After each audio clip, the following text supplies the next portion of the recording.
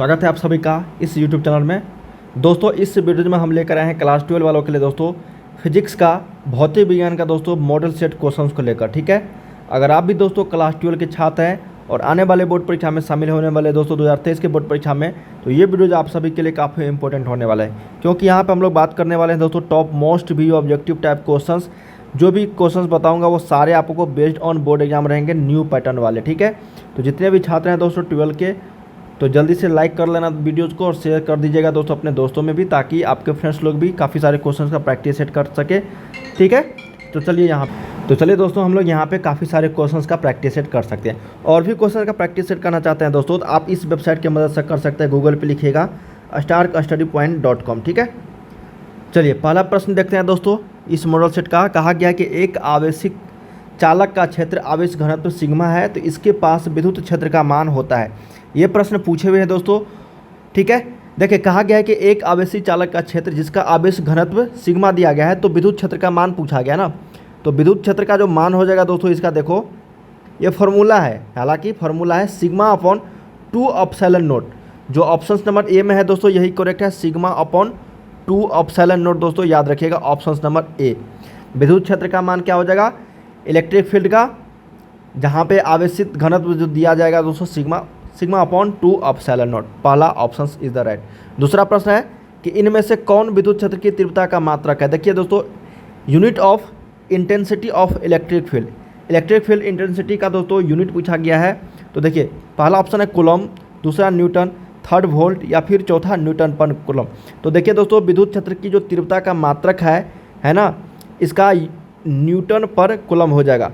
ठीक है, तो याद रखिएगा दोस्तों ऑप्शन नंबर क्या हो जाएगा दोस्तों, आपका डी हो जाएगा, इलेक्ट्रिक फील्ड की तीव्रता का मात्रक, इंटेंसिटी ऑफ इलेक्ट्रिक फील्ड। चलिए थर्ड नंबर देखते हैं कि कहा गया कि किसी पदार्थ का परावैद्युत नियतांक हमेशा अधिक होता है। देखिए दोस्तों डाइइलेक्ट्रिक कांस्टेंट जो होता है ना किसी भी पदार्थ का दोस्तों, वो हमेशा अधिक किससे होगा पता है ना, ये प्रश्न पूछा हुआ दोस्तों। तो याद रखिएगा डाइइलेक्ट्रिक कांस्टेंट का जो मान होगा किसी भी पदार्थ का, वो हमेशा 1 से ज़्यादा होगा, मतलब 1 प्लस होगा दोस्तों। तो याद रखिएगा ऑप्शन नंबर सी हो जाएगा, 1 से ज़्यादा। ठीक है, पूछा हुआ प्रश्न है, 1 से ज़्यादा हो जाएगा ये डाइइलेक्ट्रिक नियतांक का। अगला है 4 नंबर, किलोवाट घंटा मात्रक है, the kilowatt hour unit is. बहुत ही पावरफुल क्वेश्चन है दोस्तों ये, शक्ति का, एनर्जी का, बल आघूर्ण का या फिर इनमें से कोई नहीं का। तो देखिए किलोवाट आवर जो है दोस्तों ये व्यवहारिक मात्रक है, व्यवहारिक मात्रक है दोस्तों। किसका पता है ना, याद रखिएगा ऊर्जा का। किसका, तो ऊर्जा का। तो ऊर्जा का देखो एसआई मात्रक, हालांकि दोस्तों एसआई मात्रक जो होता है ना, एसआई मात्रक वो जूल होता है, आपका क्या होता है, जूल। लेकिन व्यवहारिक मात्रक कई सारे हैं, जैसे आपका हो गया इलेक्ट्रॉन वोल्ट भी हो गया दोस्तों, किलोवाट घंटा भी हो गया, ये सारे क्या हो गया, ऊर्जा का ही मात्रक। तो ऑप्शन नंबर क्या हो जाएगा यहाँ पे, एनर्जी। ऑप्शन नंबर बी हो जाएगा, किलोवाट आवर। बहुत सारे छात्र यहाँ पे फंसते हैं। 5 नंबर क्वेश्चन है कि आपको 1 ओम के 3 प्रतिरोध दिए गए हैं, इनके संयोजन से न्यूनतम प्रतिरोध प्राप्त किया जा सकता है। देखिए दोस्तों आपको अब लाइव क्लासेस के माध्यम से भी बताया जाएगा, और आप लोग कमेंट्स करके बताना कि यहाँ पे जितने भी क्वेश्चंस मैंने बताया आप लोग कितना पहले से जानते थे। ठीक है, और बोर्ड परीक्षा में दोस्तों आपको काफ़ी सारे क्वेश्चंस को सही करने हैं दोस्तों। ऑब्जेक्टिव में 35 में 35 लाने हैं, फिजिक्स केमिस्ट्री, और अगर मैथ रखें तो 50। ठीक है, अगर बायोलॉजी रखें तो 35 का ही आपको ऑब्जेक्टिव पूछा जाएगा। तो याद रखिएगा दोस्तों 35 में 35 आपको लेकर आना है। ठीक है, और वीडियो को लाइक करके ज़रूर शेयर कर दीजिएगा, और लाइव क्लासेज के माध्यम से मैं पढ़ाऊंगा दोस्तों। कमेंट्स करके ज़रूर बताना कि लाइव क्लासेज में आप लोगों को चैप्टर वाइज मॉडल सेट या प्रीवियस ईयर क्वेश्चंस का तैयारी करवाऊँ या फिर नहीं, ज़रूर कमेंट करके बताइए। आप लोग आओगे ना, ठीक है, और टाइमिंग बता देना, शाम या फिर सुबह। 5वां नंबर है कि आपको 1 ओम के 3 प्रतिरोध, मान लो कि 1 ओम के 3 प्रतिरोध दिया गया, प्रतिरोध की बात हो रही है दोस्तों, और यहाँ पे कहीं कहीं दोस्तों आपको धारिता की बात हो जाएगी। क्या हो जाएगी, धारिता की। ठीक है ना, तो याद रखिएगा फैराडे जहाँ पे रहेगा। ठीक है, तो इनके संयोजन से न्यूनतम प्रतिरोध, तो न्यूनतम प्रतिरोध के मतलब क्या हो गया दोस्तों, न्यूनतम प्रतिरोध में क्या करेंगे हम लोग, श्रेणी क्रम या फिर समांतर। तो समांतर क्रम क्या करेंगे दोस्तों, हम लोग समांतर क्रम में जोड़ेंगे। तो समांतर क्रम में क्या होता है पता है ना आपको, अगर हम लोग यहाँ पे इक्विवेलेंट निकालेंगे दोस्तों यहाँ पे रेसिस्टेंस का, तो क्या हो जाएगा 1/r प्लस 1/r, इस तरीके से प्लस 1/r। तो चलिए यहाँ पे हम लोग निकालते हैं 1 + 1 + 1 प्लस यहाँ पे 1, तो टोटल कितना हो जाएगा दोस्तों यहाँ पे 3/1 होगा ना, 3/1। तो आर इक्विवेलेंट कितना हो जाएगा 1/3। ये 3/1 आया दोस्तों, ये 1/r इक्विवेलेंट आया, ठीक है। लेकिन हमसे पूछा जाता है हमेशा r इक्विवेलेंट, मतलब इसका उल्टा, तो 1/3 हो जाएगा, जो ऑप्शन नंबर डी में पूछा जाता है दोस्तों। इस तरह के प्रश्न आप लोगों को बताना चाहिए, ठीक है ना, जब भी एग्जाम्स में पूछे जाएंगे तो। और पूछा जाए कि इसका अधिकतम प्रतिरोध कितना होगा, तो 3 ओम होगा दोस्तों, जो श्रेणी क्रम में होगा, ठीक है। इसका उल्टा होता है कैपेसिटेंस में। 6 नंबर क्वेश्चन है कि ध्रुव प्रबलता का एसआई मात्रक, the SI unit of pole strength is. देखिए ध्रुव प्रबलता का एसआई मात्रक क्या होता है, पूछा हुआ प्रश्न है दोस्तों, तो याद रखिएगा यहाँ पे न्यूटन पर एम्पियर मीटर, ठीक है, या फिर एम्पियर मीटर या फिर टेस्ला। तो देखिए दोस्तों यहाँ पे ध्रुव प्रबलता पोल स्ट्रेंथ का जो एसआई यूनिट होगा, ठीक है ना, ये वो होगा दोस्तों एमीटर, मतलब ठीक है, एम्पियर मीटर, जो ऑप्शन नंबर आपका सी में है दोस्तों, ये याद रखिएगा, ठीक है। क्या हो जाएगा दोस्तों यहाँ पे एम। चलिए नेक्स्ट है आपका 7 नंबर, कहा गया है कि चुंबकशीलता की बीमा है, डायमेंशन पूछा गया है मैग्नेटिज्म का। तो डायमेंशन ऑफ मैग्नेटिज्म दोस्तों, देखिए यहाँ पे क्या हो जाएगा मैग्नेटिज्म का डायमेंशन। 4 ऑप्शन दिए गए हैं दोस्तों, आप लोगों को बताने हैं, इसका फार्मूला से ही डायमेंशन निकलेगा। तो इसका करेक्ट आंसर जो हो जाएगा वो ml T⁻² और I⁻²। ऑप्शन नंबर बी हो जाएगा दोस्तों, जो आपको यहाँ पे दिया हुआ है, ठीक है, ml T⁻² और I⁻²। तो मैग्नेटिज्म का क्या हो गया यहाँ पे correct answer dimension, option number B. अगला प्रश्न है 8 नंबर की, तांबा है, कॉपर जो होता है दोस्तों वो डायमैग्नेटिक होता है या फिर फेरोमैग्नेटिक या फिर पैरामैग्नेटिक या फिर नन ऑफ दीज। तो तांबा जो होता है दोस्तों वो होता है आपका डायमैग्नेटिक, मतलब प्रतिचुंबकीय पदार्थ होता है। कॉपर जो होता है दोस्तों वो आपको डायमैग्नेटिक होता है, याद रखिएगा। ऑप्शन नंबर क्या हो जाएगा आपको, ए हो जाएगा, डायमैग्नेटिक, ठीक है, जिसको हम लोग तांबा भी बोलते हैं। नेक्स्ट प्रश्न 9 नंबर, कहा गया है कि डायनेमो के कार्य का सिद्धांत आधारित है, the principle of working of dynamo is based on. बहुत ही शानदार प्रश्न है दोस्तों, और लगभग क्लास 9-10 से ही पढ़ते हम लोग आ रहे हैं कि डायनेमो के कार्य का सिद्धांत क्या होता है। तो होता है दोस्तों विद्युत चुंबकीय प्रेरण, मतलब इलेक्ट्रोमैग्नेटिक इंडक्शन, ठीक है। तो ऑप्शन नंबर इसको बी हम लोग याद रखिएगा, विद्युत चुंबकीय प्रेरण, ठीक है ना। और ये किसने दिया था दोस्तों, माइकल फैराडे ने, याद रखिएगा, ऑप्शन नंबर भी पूछा जाता है। 10 नंबर, विद्युत चुंबकीय प्रेरण से संबंधित नियम को क्या बोलते हैं। देखिए अभी जस्ट हम लोग पढ़े और आ गया क्वेश्चन, ठीक है। क्या कहा गया, विद्युत चुंबकीय प्रेरण से संबंधित नियम को, the law related to electromagnetic induction is called, Faraday का नाम क्या बोलते हैं दोस्तों, फैराडेज लॉ, क्योंकि ये फैराडे ने दिया था। तो ऑप्शन नंबर सी हो जाएगा, फैराडे लॉ, ठीक है। चुंबकीय प्रेरण। अगला 11 नंबर, कहा गया दोस्तों कि शीर्ष धारा I0 और वर्गमूल धारा IRMS में जो संबंध है वो आपको बताने हैं। तो देखिए दोस्तों, एक होता है I0 जिसको हम लोग बोलते हैं पीक करंट, क्या बोलते हैं दोस्तों, पीक करंट, और एक होता है IRMS, मतलब रूट मीन स्क्वायर करंट, ठीक है, RMS करंट। इसका एक संबंध होता है, रिलेशन होता है दोनों में। तो हम लोग रिलेशन को समझते हैं क्या होता है। तो देखिए दोस्तों, रिलेशन जो होता है इसका वो IRMS बराबर I0/√2 होता है। ये ओरिजिनल हुआ दोस्तों इसका रिलेशन, लेकिन क्वेश्चंस में इसी को घुमा फिरा के पूछा जाता है ना। देखिए IRMS इस साइड कहीं दिया हुआ है, नहीं ना, इस साइड दिया हुआ है सारे, तो इसको हम लोग थोड़ा सा कर लेंगे तो क्या हो जाएगा, I0 बराबर √2 IRMS, क्या हो जाएगा, √2 IRMS।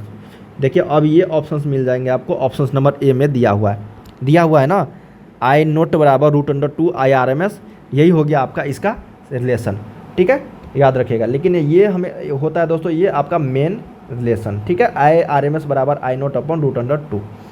अगला है 12 नंबर, कहा गया है कि निम्नलिखित में से कौन विद्युत चुंबकीय तरंग वाले गुण का है। क्या क्वेश्चन है दोस्तों, कि निम्नलिखित में से कौन विद्युत चुंबकीय तरंग गुण वाले का है। तो यहाँ पे देखिए दोस्तों, अल्फा, बीटा, गामा। तो सही ऑप्शन नंबर सी हो जाएगा, गामा रेज। अल्फा तो है ही नहीं दोस्तों, बीटा भी नहीं है। विद्युत चुंबकीय तरंग में आपको गामा रेज आता है दोस्तों, ठीक है। तो याद रखिएगा, ये आपको विद्युत चुंबकीय तरंगे वाले हैं, इलेक्ट्रोमैग्नेटिक वेव्स, ठीक है। 13 नंबर है, अब देखिए यहाँ पे पूछा हुआ है कि निम्नलिखित में से कौन सी विद्युत चुंबकीय तरंगे नहीं। अभी जस्ट हम लोग पढ़े कि कौन सा था, कौन सा नहीं है। तो बताओ, अल्फा रेज नहीं होगा, अल्फा किरण, और ये सारे है आपका, ठीक है। चलिए 14 नंबर है कि जब प्रकाश कांच में प्रवेश करती है तो इसका तरंगदैर्ध्य क्या होता है। जब प्रकाश दोस्तों मान लो कि कांच में प्रवेश करती है दोस्तों, ठीक है, मान लेते हैं ये दोस्तों कांच है आपका, इसमें अगर कोई भी प्रकाश की किरण प्रवेश करेगी तो इसका जो वेवलेंथ होगा वो क्या होगा, तरंगदैर्ध्य क्या होगा।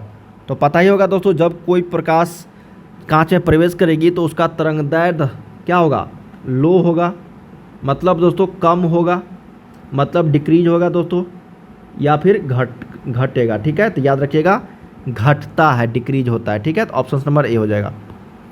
अगला प्रश्न, मृग मरीचिका का कारण है, द रीजन ऑफ मृग बोलते हैं दोस्तों इसको लोग, मृग मरीचिका का कारण है। तो मृग मरीचिका का जो कारण है TIR, क्या बोलते हैं, TIR मतलब टोटल इंटरनल रिफ्लेक्शन। क्या होता है, टोटल इंटरनल रिफ्लेक्शन, पूर्ण आंतरिक परावर्तन पे आधारित है दोस्तों मृग मरीचिका। तो ऑप्शन नंबर क्या हो जाएगा, ए हो जाएगा, याद रखिएगा। चलिए अगला प्रश्न 16 नंबर, कहा गया है कि यदि समान फोकस दूरी के दो अभिसारी लेंस एक दूसरे के संपर्क में रखे हो तब संयोग की फोकस दूरी क्या होगी। बहुत ही शानदार प्रश्न है दोस्तों, f/2 होगा। देखते हैं कैसे। देखिए दोस्तों, समान फोकस दूरी है, मान लो तो f बराबर f1 बराबर f2 मान लो, और ये दोनों f के बराबर है। ठीक है, लेकिन जब एक दूसरे के संपर्क में रखा हुआ है ना तो क्या होगा, ठीक है। और अभिसारी लेंस की फोकस दूरी क्या होती है बताओ, अभिसारी लेंस की फोकस दूरी हमेशा पॉजिटिव होती है। ठीक है, तो चलिए हम लोग निकालते हैं दोस्तों फाइनल इक्विवेलेंट, f इक्विवेलेंट बराबर 1/f1 प्लस 1/f2। ठीक है, और ये दोनों इक्वल है दोस्तों, तो यहाँ पे क्या हो जाएगा बताओ, 1/f प्लस 1/f, तो ये हो जाएगा दोस्तों आपका 2/f। अब यहाँ पे f इक्विवेलेंट अगर निकालेंगे तो ये ऊपर चला जाएगा f और बट्टा में नीचे आ जाएगा, तो f/2 is the right answer. पूछा जाता है दोस्तों इस तरह के प्रश्न, जब भी पूछे जाएंगे तो आपको इसी तरीके से बनाने हैं कि जब भी एक दूसरे के संपर्क में रखते हैं या फिर संयोजित करते हैं इसको, तब इस तरीके से आपको हाफ हो जाती है ना f/2, जब दो समान फोकस दूरी के दो अभिसारी, अगर अपसारी रहता तो माइनस में हो जाता। ठीक है, 17 नंबर है कि ब्रूस्टर का नियम है, ब्रूस्टर्स लॉ। तो ब्रूस्टर का जो नियम है दोस्तों, म्यू बराबर 10IP होता है। क्या होता है, 10IP। बहुत ही शानदार प्रश्न है, पूछा जाता है ब्रूस्टर्स लॉ। 18 नंबर है दोस्तों कि निम्नलिखित में से किस वैज्ञानिक ने क्वांटम सिद्धांत का प्रतिपादन किया था। क्वांटम सिद्धांत, क्वांटम थ्योरी, ठीक है ना, याद रखिएगा क्वांटम थ्योरी दिया था प्लांक ने। किसने दिया था दोस्तों, प्लांक ने दिया था। ऑप्शन नंबर आपका डी हो जाएगा, प्लांक। 19 नंबर है दोस्तों कि किसी परमाणु का नाभिक बना होता है। तो किसी परमाणु का जो नाभिक होता है दोस्तों, मान लो कि ये एटम है दोस्तों, इसमें पॉजिटिव और आपको निगेटिव होता है, तो ये प्रोटॉन और न्यूट्रॉन से बना होता है ना। निगेटिव तो साइड साइड में होता है, लेकिन जो केंद्रक होता है दोस्तों नाभिक, नाभिक में होता है आपको प्रोटॉन और न्यूट्रॉन होता है। ठीक है, तो याद रखिएगा प्रोटॉन और न्यूट्रॉन से बनता है। ठीक है,